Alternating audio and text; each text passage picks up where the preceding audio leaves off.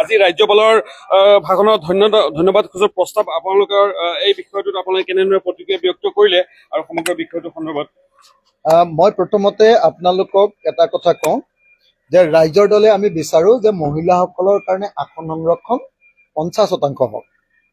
এইবাৰ মহিলা ভোটাৰ এইবাৰ 2026 বিধানসভা নিৰ্বাচনত মহিলা ভোটাৰ পুৰুষতকৈ বেছি আছিলে, কিন্তু তাৰ পাছত এতিয়া অকল 33% আসন সংৰক্ষণৰ কাৰণে বিজেপিয়ে প্ৰস্তাৱ আনিছে। আমি সেইটো সংশোধন কৰি 50% কৰিব লাগে বুলি কওঁ। দ্বিতীয়তে এওঁলোকে মহিলাসকলে যাতে কেতিয়াও সংৰক্ষণ নাপায় তাৰ কাৰণে নতুন বস্তু এটা ইয়াত ভৰাই দিছে। ইয়াত কৈছে যে সমষ্টি পুনৰ নিৰ্ধাৰণৰ পাছতহে মহিলাবিলাকে সংৰক্ষণ পাব লাগে। আমিতো কওঁ যে আজিৰ পৰাই সংৰক্ষণ পাব লাগে, 50% সংৰক্ষণ আজিৰ পৰাই পাব লাগে।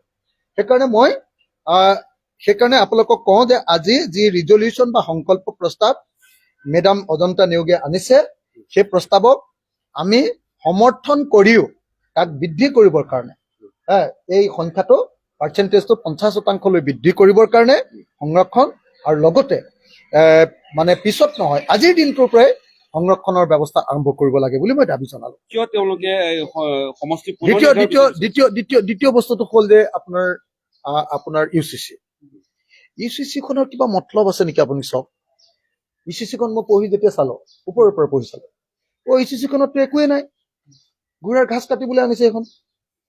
এইখনত কৈছে যে 18 বছৰ বয়স হলেহে ছোৱালীয়ে বিয়া পাতিব পাৰে। সেইটো হিমন্তই ক'বলগীয়া কথা নি? আগৰ পৰাই গোটেই ভাৰতীয় এক অসমৰ এক চবতে লিখাই আছে 18 আৰু 21, পুৰুষ 21 বছৰ, এইটো আগৰ পৰাই আছে, হয় নে নহয় কওক?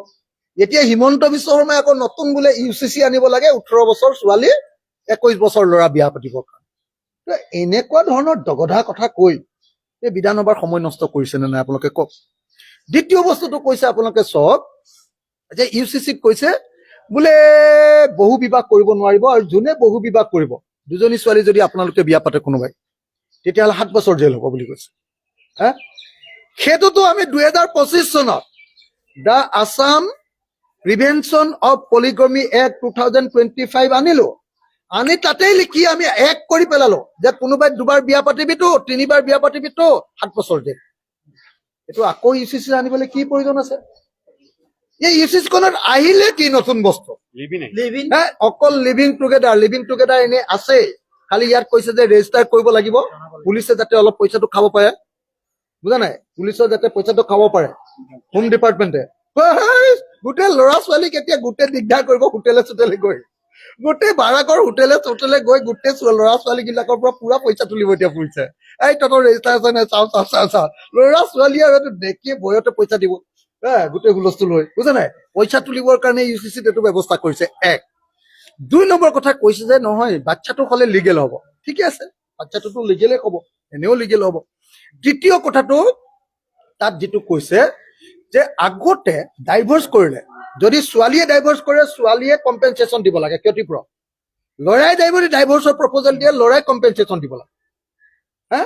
এতিয়া ইয়াত ক'লে যে যদি সেই এতিয়া এই হেৰিটোত কি কয় একেলগতে যদি লিভিং টুগেডাৰ, যদি যুৱক এতিয়া লিভিং টুগেডাৰত যদি মানে এইটো ভাগি যায়, আঁতৰি দিয়ে, তেতিয়াহ'লে অকল ছোৱালীজনীহে কম্পেনচেশ্যন পাব, ল'ৰাই কোনো কম্পেনচেশ্যন নাপায়। অৰ্থাৎ ছোৱালীজনীয়ে বিট্ৰে কৰিব পাৰিব, ল'ৰাই বিট্ৰে কৰিব নোৱাৰিব, সেই কথাটো কৈছে।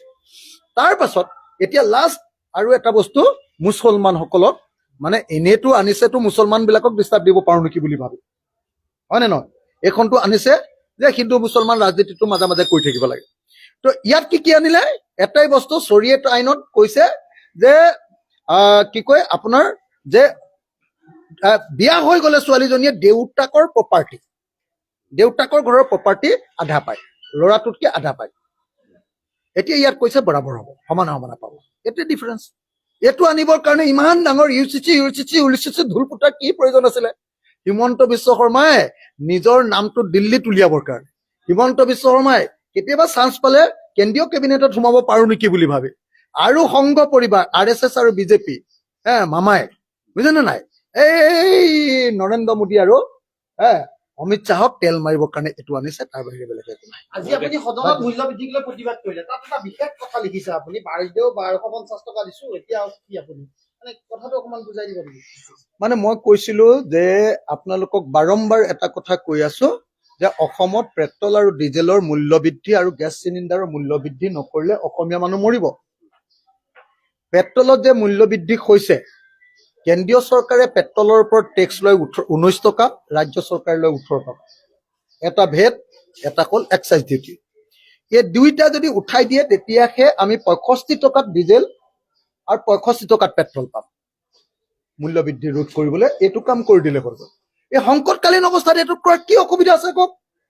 গেছ চিলিণ্ডাৰ 5% হেৰি আছে, কি কয় আপোনাৰ এইটো কি কয় এইটো, এই যে টেক্সটো GST 5% GST-ত 3000 টকাত 5% GST আপোনালোকে চাই লওক কিমান GST লগাইছে। এই GST-টো কমাই দিলে আমি গেছ চিলিণ্ডাৰটো সেই 70-75 টকামান কম দামত পাম। সেইকাৰণে মই বাৰম্বাৰ কৈ আছো যে মূল্য বৃদ্ধি ৰোধ কৰাটো এইবাৰ বিধানসভাৰ যিখন বক্তৃতা দিলে ৰাজ্যপালে এটা শব্দ উল্লেখ নকৰে।